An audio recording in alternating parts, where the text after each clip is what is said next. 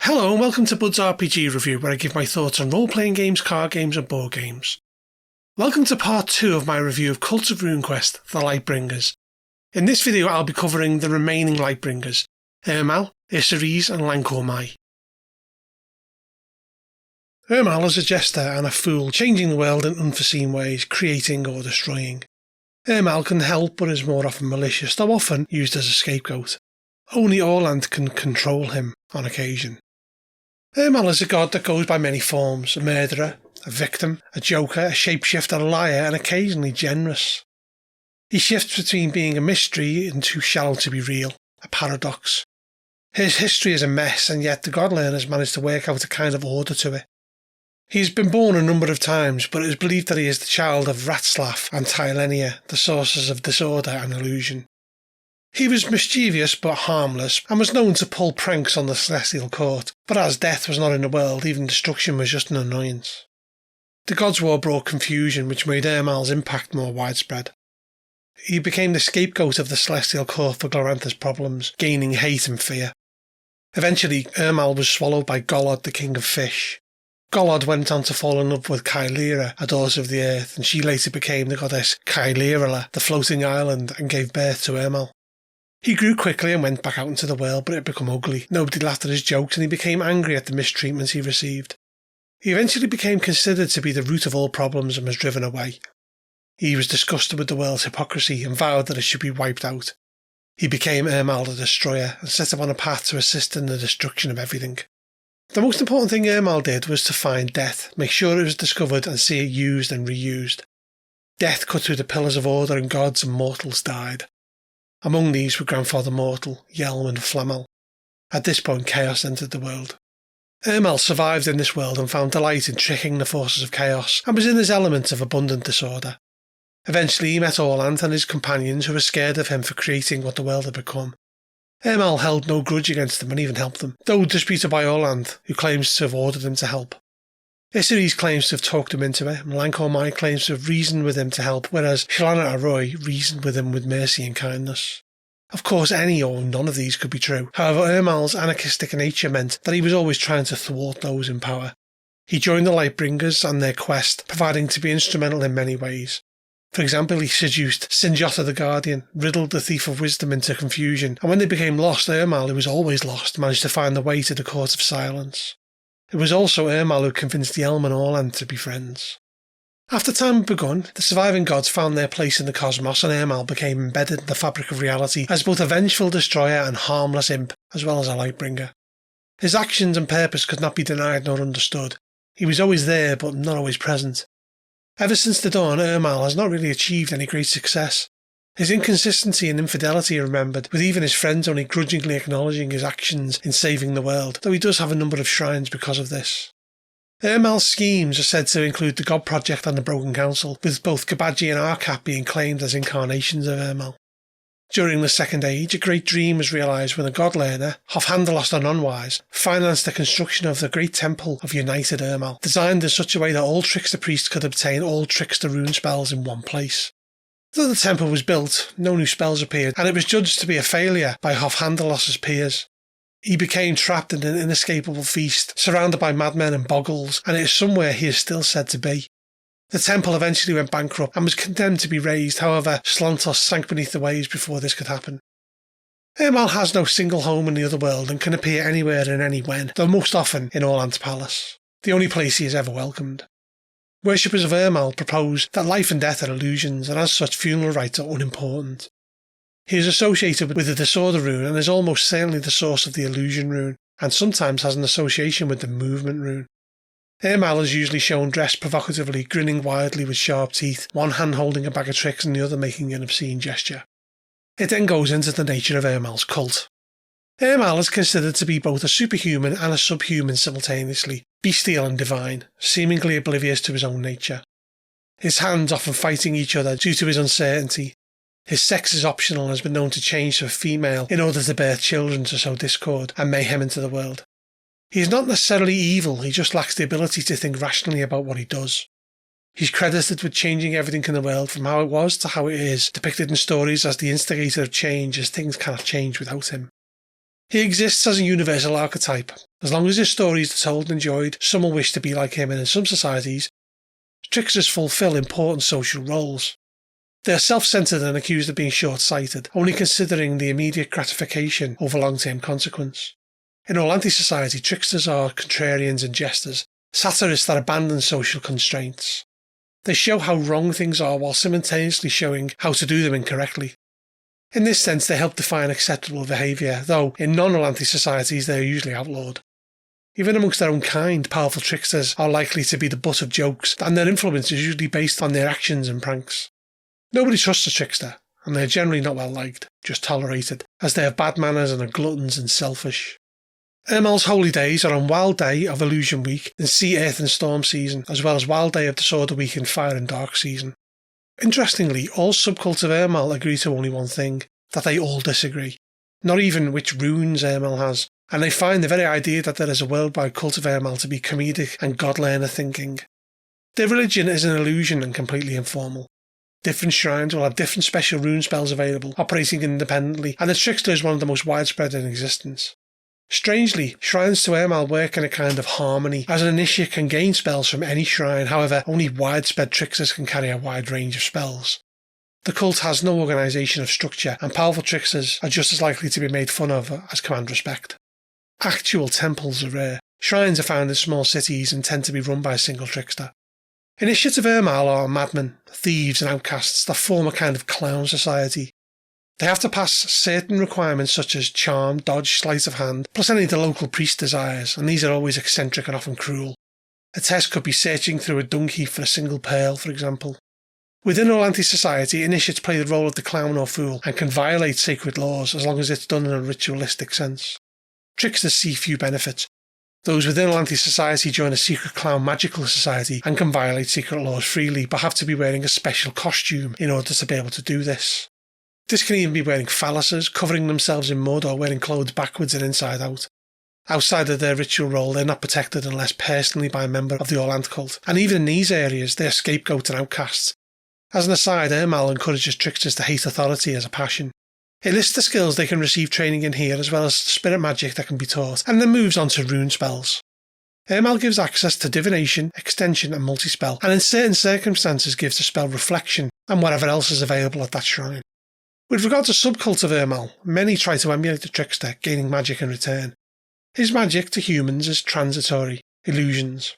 Each shrine has a special illusion spell, the likes of change a cow's colour, make fine clothes, gold into hay, etc. Though some shrines provide identical spells, they may worship a different aspect of the god. There is a subcult of Ermal the Destroyer depending on the story told. It's popular in Peloria, Krolorla, Fonwritten amongst elves. They gain the Disruption spell and the rune spell Crack, detailed here.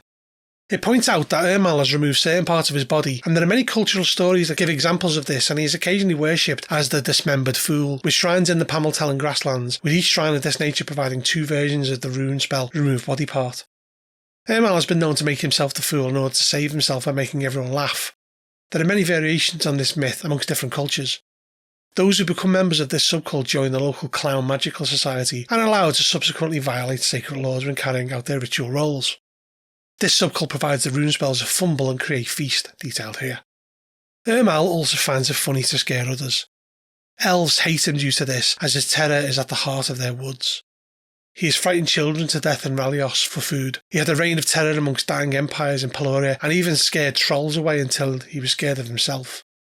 This aspect provides the spell Panic.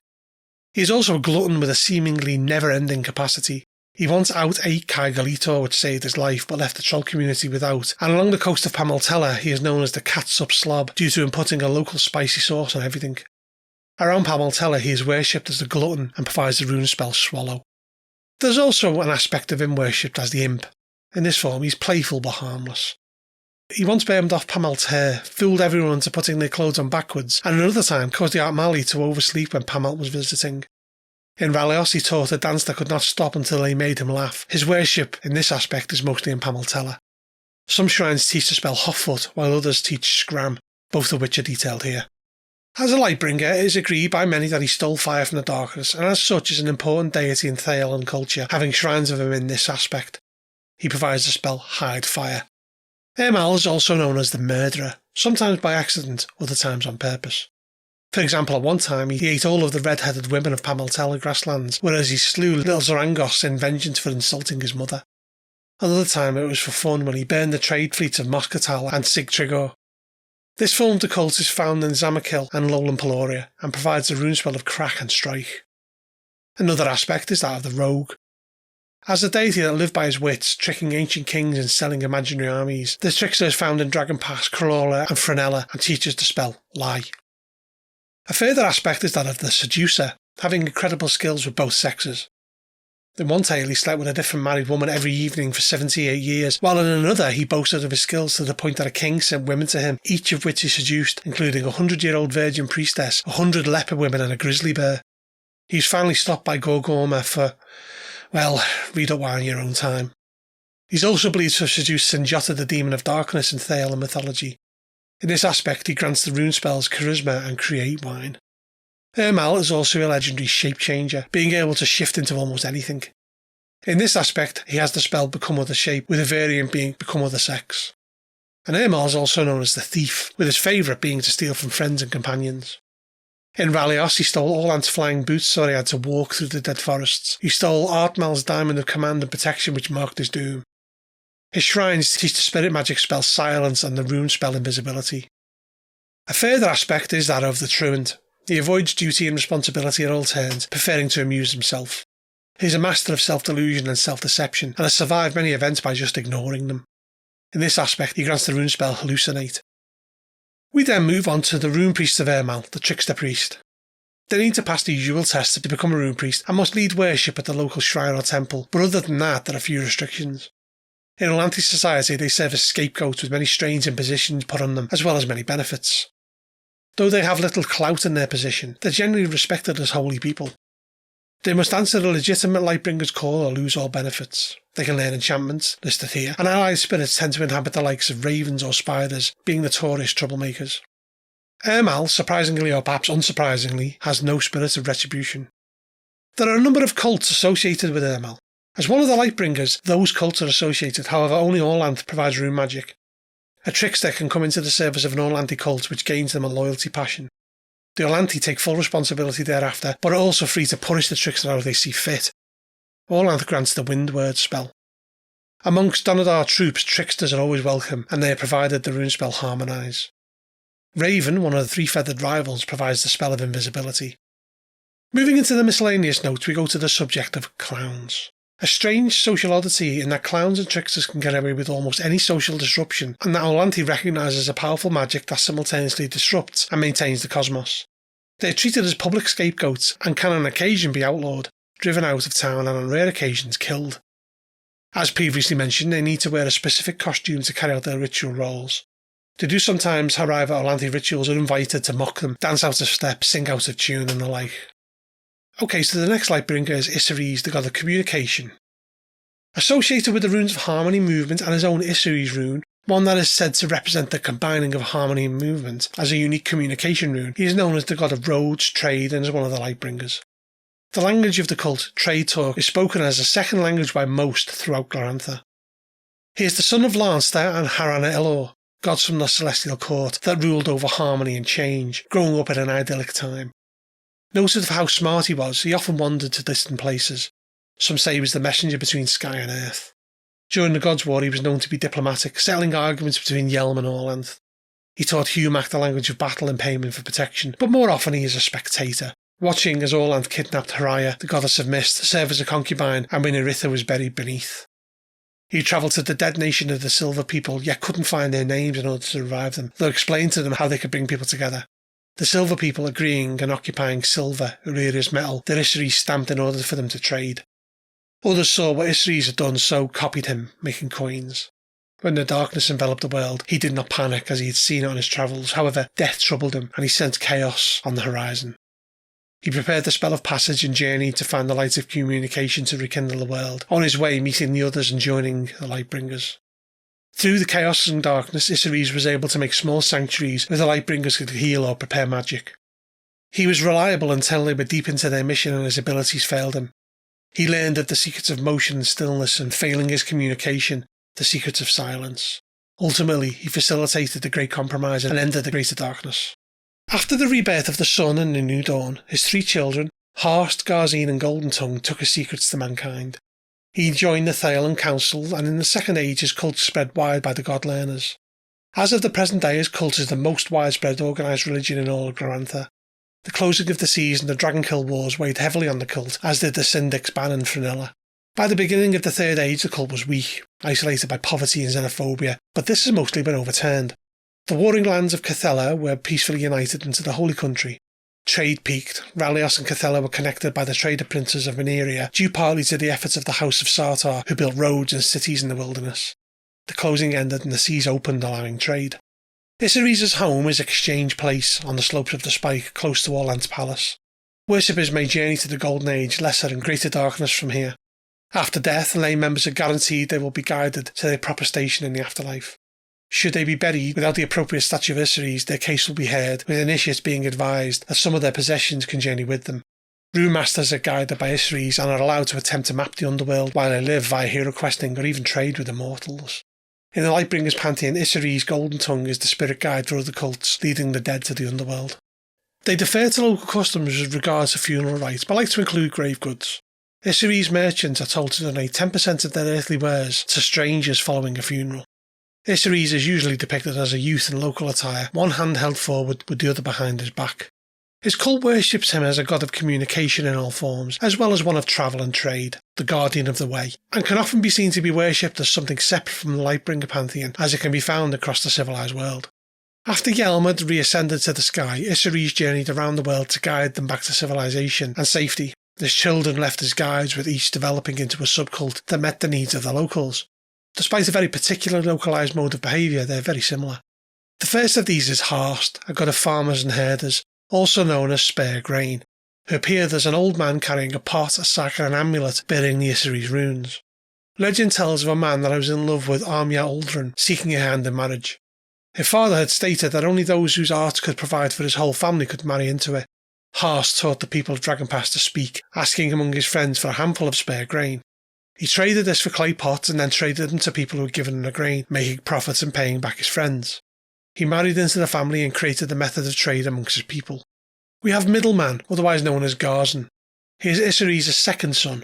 He became popular when markets arose. People would gather, but were unable to talk to each other, so he taught them the common language, trade talk, to allow them to communicate. This passed on to other races. Garzin was paid by some for his unique help, so he took payment and brought items to trade with. Being depicted as rotund and bearded, he is often shown dressed in luxury, displaying his wealth. He hoped to use this to attract Fenella, a daughter of King Froelar from the far west, though this materialism was something she disliked, and also feared that due to him being a god, infidelity would follow. She made him vow to do something before she would marry him, reassemble the body of Gennet, the god slain by Chaos.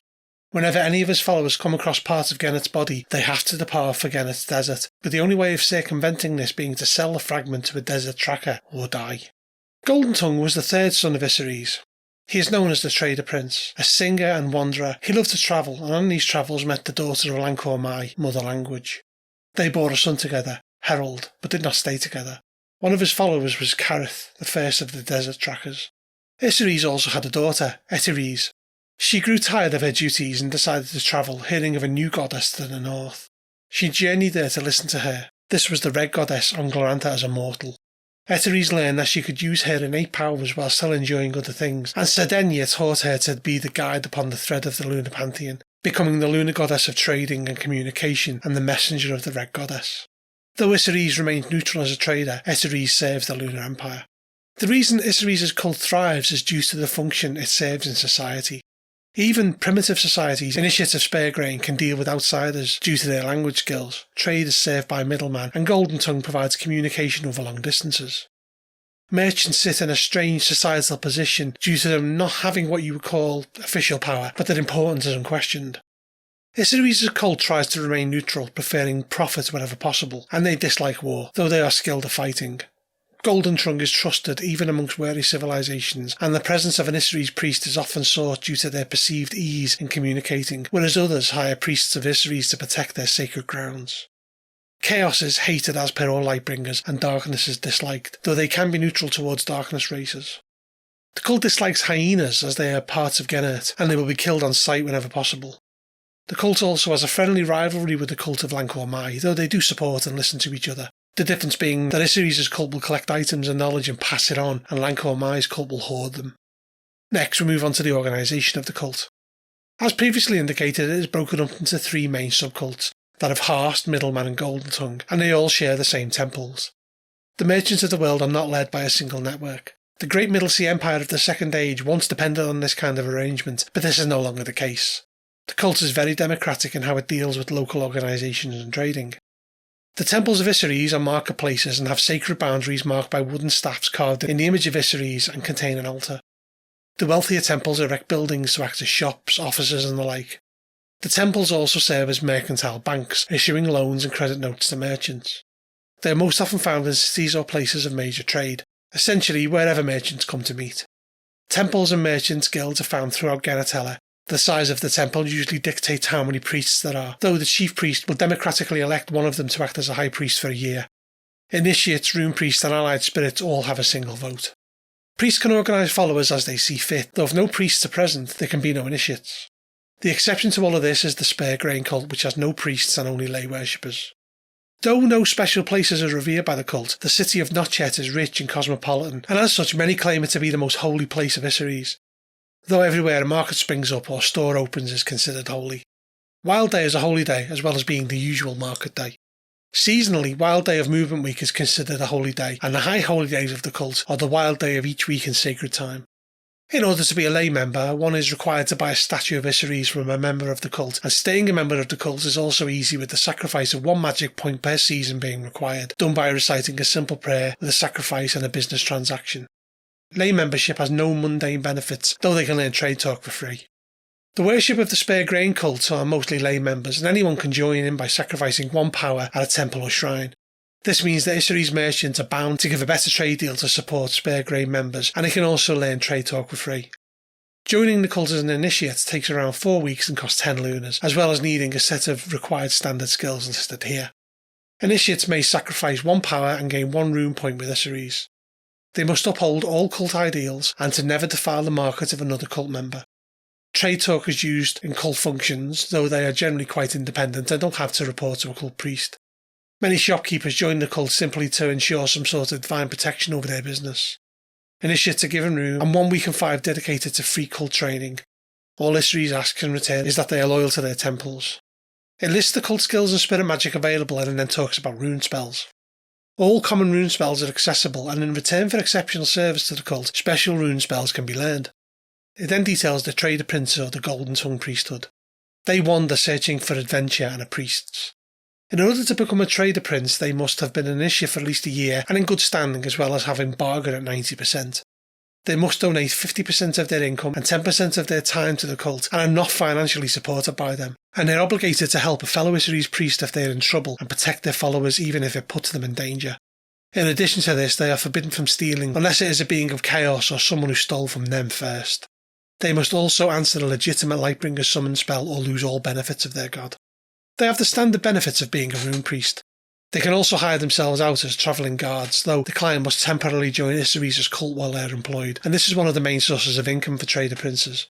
They can also initiate members into the cult, but only 2 per season. They also have a number of enchantments they can learn. There's also the merchant priest of the Garzine priesthood. They are responsible for the creation and maintenance of neutral market grounds, and use their magic to help people trade. To become a merchant priest, they must have been an initiate in good standing for at least a year and have a value rate at 90%. They donate 10% of their income but 50% of their time to the cult and are not supported financially. They have the same rule regarding stealing as the Golden Tongue cult, in addition to the Lightbringer summons commitment, and the standard benefits of being a rune priest.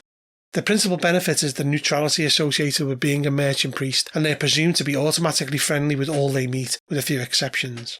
They're also hired as interpreters in a pinch and can use a list of enchantments listed here. It then goes into subservient cults. Issaries is served by various road, pathways, commerce and communication spirits, and merchant priests and trader princes are provided with allied spirits that usually inhabit a specially prepared item. The cult's spirit of reprisal is called Raw Greed. They inhabit a specific type of jewel called a greed gem and are set against anybody who breaks their cult vows. The next time they spend money or barter for an object, they find one in their hand instead. They have 51 sides and come in a variety of shapes and colours. They enter spirit combat, and for every magic point lost, the transgressor gains a raw greed passion of 5%, which they must check against at any applicable situation whereby lust for valuables becomes obsessive. It also talks about Herald Goodword, a mythical son of Issaries and mother language that had his father's wanderlust and his mother's language skills. He's not a trader but a neutral party to carry messages between enemies with honesty and goodwill.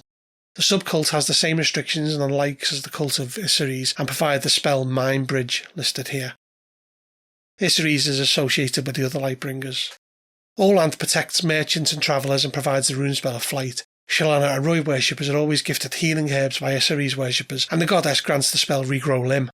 Issaries' daughter, is associated with Issaries' cult in lunar lands, and the two often share a temple, and Issaries merchants often sell their goods at Issaries markets. Ermal grants the spell Clever Tongue, and Fleshman grants Spirit Block. Lankomai grants the spell Analyze Magic, and Gustbrand, the god of the furnace and kiln, gives Issaries the Ignite spell. Next, we move on to the miscellaneous notes. It first goes into trade talk. Spoken throughout Glorantha, it is the closest to a common language that exists and can be learned almost anywhere, and is unique in the sense that it's remarkably easy to learn. It also goes into trade in Dragon Pass. As has already been stated, Dragon Pass is one of the most important places in Glorantha. All communication between Cathala and Peloria passes through the region. Going back to the First Age, it was the centre of the World Council of Friends, and at a later time the High Council for the lands of Genatella, and trade came through 3 points here, with the mule caravans of Issaries' cult making their first experience here. In the Second Age, Dragon Pass became the centre of the Empire of the Worm's Friends, as well as oceanic trade with the Jurastelli Empire arriving via the southern route, and a lucrative slave trade with Prax and Peloria, which is disguised as tribute, as the Empire of the Worm's Friends demanded huge amounts of slaves, magic and resources. Exotic materials were exchanged, and the cult of Issaries dominated due to its network of trade. In the late Second Age, trade sharply declined with the closing of the seas in 940 ST, and this cut Dragon Pass off from oceanic trade entirely, and the subsequent collapse of the Empire of the Worm's Friends in 1042 ST led to the settlements being destroyed or abandoned. Around 78 years later, its successor turned against the Dragon Newts, and upon closing on Dragon Pass, the assembled armies of the True Golden Horde met those who mourned the Dragon Newts' demise. The dragons from across space and time assembled in what was their ancestral birthplace, and the Dragon Kill War occurred, and this was named after what the dragons did, not what they had suffered. At the beginning of the Third Age, humanity abandoned Dragon Pass. It was forbidden to humans. The cult of Aganagar facilitated trade between Peloria and Cathala. Graysland horse nomads appeared in 1250, but this did not change the isolation of the land. When Orlanthi settlers from Cathala and Peloria returned to Dragon Pass in the 1300s, they brought civilization and agriculture. Lunar fugitives discovered the Shaker and established the Kingdom of Tarsh. The Kingdom of Tarsh, who were normally allies of the Grayslanders, dominated Dragon Pass, and upon the arrival of the Third Inspiration of Monsoon, Honi and Liatris appeared and crushed them. Though Tarsh dominated the land, Dragon Pass became completely lawless. That was until Sartar arrived. Peloria and Cathala resumed trading despite the banditry that was running rampant, with heavily armoured caravans being used, but due to the costs, it ended up becoming an annual affair. Sartar changed all of this. It's said that he took over Dragon Pass without a fight, that this is seen as an exaggeration, as he had others do the fighting for him. The transformation was, however, an easy one, as he organised the bandits into a principality. Once he had married the Feathered Horse Queen, he was crowned king, and Dragon Pass grew in prestige and might, as well as in trade. The tribes turned from pillage to trade. Tax posts were set up as well as guides and treasuries. Roads were built and forts erected to protect traders. Literacy and education grew. His dynasty flourished, and the roads became full of traders and wagons moving between the Holy Country, Prax and the Lunar Empire. Cities founded by Sartar prospered, and the Issaries cult dominated trade, though the cult of Issaries was tolerated on an official level, and lunar trade grew. Even during lunar occupation, trade continued, though perhaps on a different level. The Issaries cult became stronger, though the Issaries cult continued unabated. Lunar tax collectors and military leaders prospered as they took the lion's share of what was meant to go to city and tribal leaders. After the liberation of Sartar, the Lunar Empire is unable to tax in Dragon Pass, but caravans are also no longer under lunar protection, and as such, much of the banditry that plagued the area returned. It also lists here the kind of goods that came from the Holy Country, Lunar Empire and Prax. After this, it goes into Issaries caravans. It points out that all long-distance trade in Genatella is done by Issaries caravans from between 12 and 150 mules, under the charge of a golden-tongued priest, who has absolute authority similar to a ship's captain, with assistants and guards when financially viable, and passengers that pay to walk or ride with the caravan. Caravans tend to join up to defend against bandits and the like, and those passing through Prax will often hire local tribesmen to protect them. Mules are essentially built for this journey. They will have to carry food and water, which restricts the goods that can be carried. Due to this, the importance of Praxian oases are highlighted. The roads of Sartar help transport immensely, and as such those caravans travelling to Dragon Pass often travel to Sartar, happy to pay the tolls. Mules are also the favoured beast of the cult, and as such have been created by Issaries in order to make something to sell out of nothing. They can also claim their mules and are horses amongst horse haters and horse kin amongst horse lovers. It also stresses the point of neutrality. Though the neutrality of the cult is renowned, there is no guarantee of trust and local attitudes are known to vary widely. It talks about the desert trackers, golden-tongued cultists who travel Genet's wastelands for profit and trade, and are the only non-Praxians who know the paths. They've been known to take a middleman's guise to journey into their wastes with a piece of Genet, but the price is high. They're almost legendary among shopkeepers. It discusses how treasure is often deposited within temples of Issaries for a 10% fee. The person making the deposit needs to be a lay member, which is something the cult is happy to make them. The final god discussed in this video is the knowing god, Lanorai, the god of the Grey Lords, the keeper of laws, scribe of the immortals, the history singer. He's one of the Lightbringers and has been preserving knowledge since before time began. He holds the stone scrolls that were held in the underworld to hide the secrets of the Great Compromise, though his knowledge is incomplete and his cult is ever in search of more. Born before the Gods' War, Lanorai is descended from Orinoar, mistress of truth, and Akos, the god of stability. On occasion, Mostal claimed Lanorai was his son and lived with them on the Spike of Law, singing songs of knowledge and power. Lanorai invented writing and served as the scribe of the Celestial Court, recording Yelm's decrees and later the judgments of Orland, as well as the names of the gods and their children. Orland slew Yelm and sent all the gods and goddesses of light to hell, one of which was the god of light and knowledge, which left Lanorai without inspiration. He decided to journey into the lesser darkness to find her, meeting with the Lightbringers along the way to rescue the sun and free the world from darkness. His great knowledge meant that he was able to deduce new things that had always been true. When they left the path of the dead, Lanorai knew the right place. However, in the underworld he discovered unknowable things, which stopped him thinking for a while, though his deep wisdom meant that he could overcome this. He helped create the Great Compromise, recording its secrets, and when the Lightbringers returned, Lanorai married the Light of Knowledge, claiming all wisdom as forever his. Some mortals have managed to survive and preserve the secrets of writing to greet the dawn. His sages assisted the Unity Council, and temples were built to train scribes in order to contain the newly discovered knowledge. When Doristor became the home of the Second Council, Lanorai accompanied the move, debating and advising until peace was made with Darahapa. They translated the lore of Darahapa during the Broken Council, discovering that they knew of the gods but had different names and stories for them, thus spawning the origins of the monomyth. During the Second Age, there was an explosion of learning, and the cult helped the god learners, resulting in long-lost secrets being reclaimed by the cult. In the Empire of the Worm's Friends, they devised a written form of Old Wormish, providing scribes to administer the lands of the Dragon Friends. They also formed the bureaucracy of the only Old One in the Shadowlands, and writings were shared with sages across Genetella. The God-learners, however, misused their knowledge and created blasphemies such as the Machine City and the foul Goddess Switch. The gods had eventually had enough and caused the closing, rendering ocean travel impossible, sending the God-learners to the depths of the ocean as they sank Slotos. The Dragonoots eventually betrayed the Empire of the Worm's Friends, and humanity was wiped out of Dragon Pass, with much of the knowledge that had been accumulated being lost. The Third Age saw the cult continuing its mission to collect information, but guarded its secrets much closer than before. They assembled the Torvald fragments from lost Durastelli sorceress lore. In Cathella, the god king Belantar proved that he was no outsider and accepted by Lanorai. Belantar built the biggest library in Glorantha in the City of Wonders, dedicating it to the god. Dragon Pass saw little use for Lanorai and quarrelled amongst themselves. Sartar, however, united the tribes, giving them civilization and law with the help of the cult, and the Sartar dynasty supported Lanorai by constructing many fine libraries around the city and in New Pavus. The cult was even respected in the Lunar Empire, though favouritism was shown to the lunar god of knowledge, Ripiontor.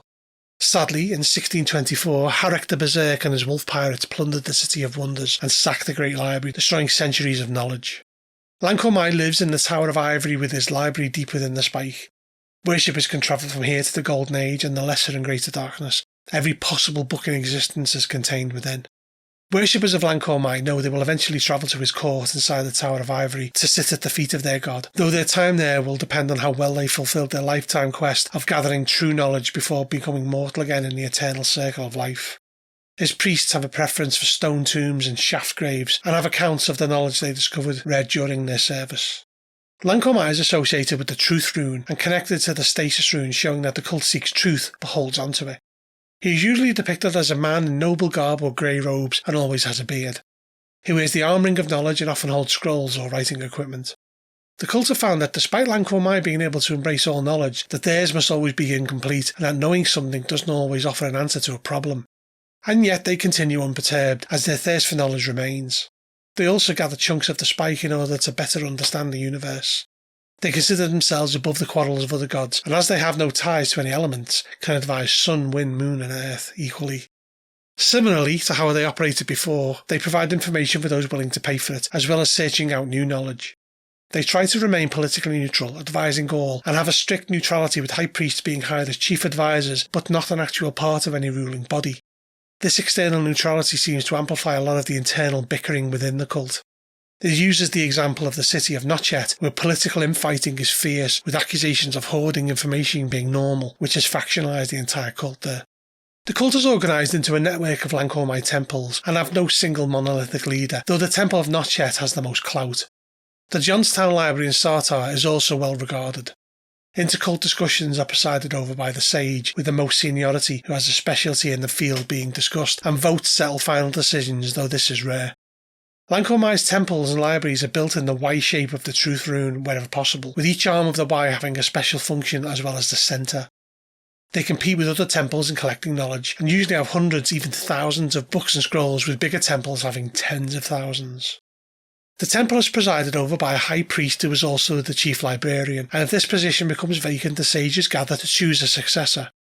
They have 3 subordinates that deal with temple duties. The provost of apprentices, whose duties include looking after the physical grounds of the temple and arranging food and board for the initiates and collecting payments for instructions. They take 10% of the tithe of the payments for themselves and their retinue. There's the chief of lawmasters, who must be at least a sage. They oversee all non-magical instruction in the skills of the temple and associated cults and are responsible for the copying of scrolls and books. And finally we have the chief priest. They oversee all magical training and administer the temple's evaluation of treasures, for which they collect a percentage of the fee. When outside of the temple, many Lanorai priests are researchers who are primarily solitary. They probe ruins and areas of strangeness to seek out their secrets. They're generally treated with disdain by their temple-living compatriots and are mostly not seen except on major holy days. Some even set up small shrines where they are researching to make their religious observances. The centre of power of the cult until recently was the Great Library of the City of Wonders in the Holy Country, where Lanorai himself is said to have rested with his bride for a while after time began. Unfortunately, the 1624 sacking of the city has meant that the Knowledge Temple of Notchet is now the centre of power. This temple has been described as a city within a city, with works ranging from law to medicine to celestiology being kept within. It's also a scriptorium where legal texts can be commissioned and texts from other languages translated. Any initiate of the knowledge god may reside here with free room and board, and almost 1,000 scribes live in the residential halls which spill into the local neighbourhood. The block is a holy place to the sages of Lanorai, and every year during sacred time caravans of pilgrims arrive here. The Khans of the Storm Bull are paid to guard the pilgrims. Lanorai's holy days are God's Day of Truth Week, and the God's Day of Sacred Time are the High Holy Days, as these celebrate the emergence of the Lightbringers from hell. The first God's Day celebrates the return, and the second celebrating the beginning of time. Next we move on to membership of the cult. Anyone of any race or species except those that carry the taint of chaos can join the cult. There are 2 types of membership: apprentices that eventually become scribes, historians or the like that will be trained in a particular field of study, and they serve to pay for their training through performing menial tasks, and are usually 6 to 15 years old. And worshippers, these are people that learn by paying for training. A magic point needs to be sacrificed on each seasonal holy day, and they must dedicate themselves to their studies. They must also remain celibate and cloistered in the temple aside from the occasional field trip. Normal worshippers have no such restrictions when not studying. All lay members take a vow of truth that is generally disregarded unless the member destroys knowledge or damages other members. The main benefit is the opportunity to learn. Apprentices have their room and board provided, and when not in their own temple they can rent lodgings and seek employment via the local temple. Lay members are taught logical reasoning and wisdom literature during their training. As you might expect, the list of spells that can be learned is large, and they can learn spirit magic, though lay members will not be taught sorcery. Initiates must have at least 50% in the Sage skill, and after being tested by the cult they will be automatically accepted if they were an apprentice. Lay members must pass a test which can be done annually. Initiates must voluntarily sacrifice magic points each holy day and spend at least 50% of their year practicing their sage skill, researching the rest of the time. This could be reading dusty scrolls, investigating ruins, or entering strange caves. Initiates may not become shamans. They must also take a vow of truth, as well as making sure what they write is true, with the spirit of reprisal coming after those who write falsehoods. Writing is essentially an act of worship, with rules being presented here. Initiates have access to all cult libraries and instructors, as well as a season's room and board at any temple, even if this means eating apprentices' food and sleeping amongst the scrolls. Lanorai asks only that initiates are loyal to their temple and have a love for knowledge, and a love for knowledge is usually developed independently of the demands of the cult. Initiates will have training paid for by the temple, however it takes twice as long as they must fit the availability of the instructor. Training and meditation is provided for free. Initiates are also taught the sorceress techniques of command, with the additional runes and techniques being able to be learned should the right book or teacher be located or persuaded. Only initiates are taught sorcery. This is taught from the Torvald fragments, and not all temples possess the spells listed here. Lanorai also provides rune spells as well as special spells that can be bought if the person has performed an exceptional task or service to the temple. Rune priests are known as a sage. They are the central authority of the temple and they are masters of skills, though they continue to train to increase their knowledge.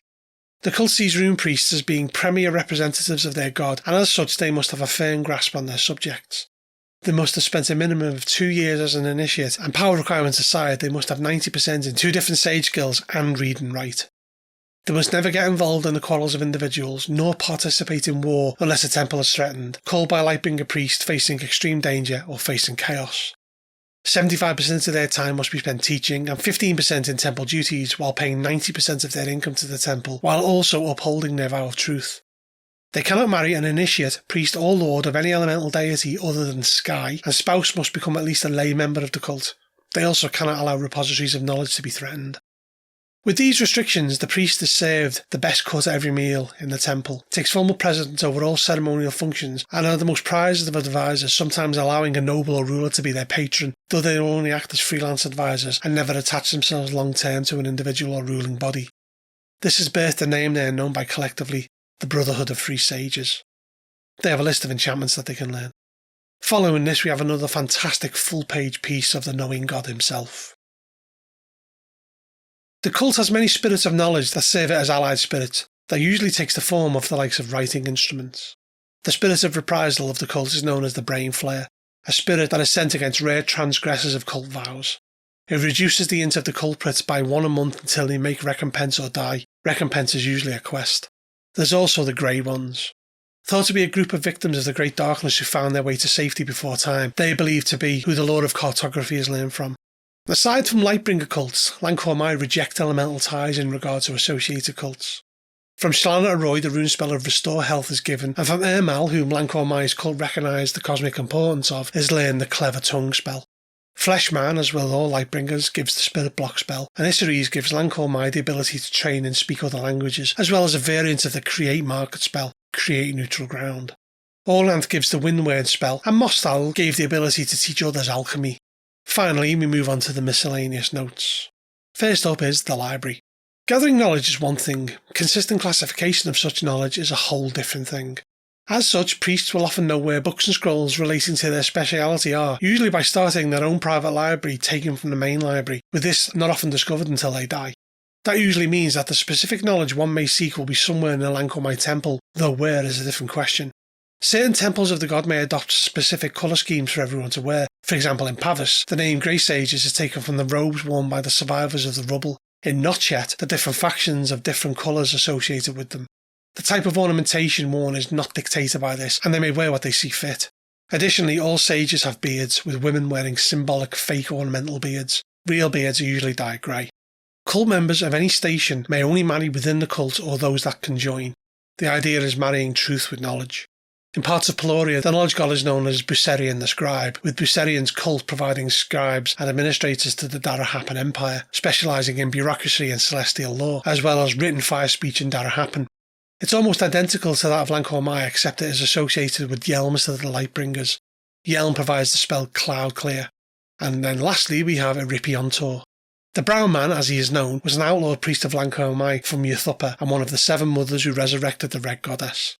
In the Lunar Empire, he serves the same function as Lanorai, specialising in New Pelorian and Lunar sorcery.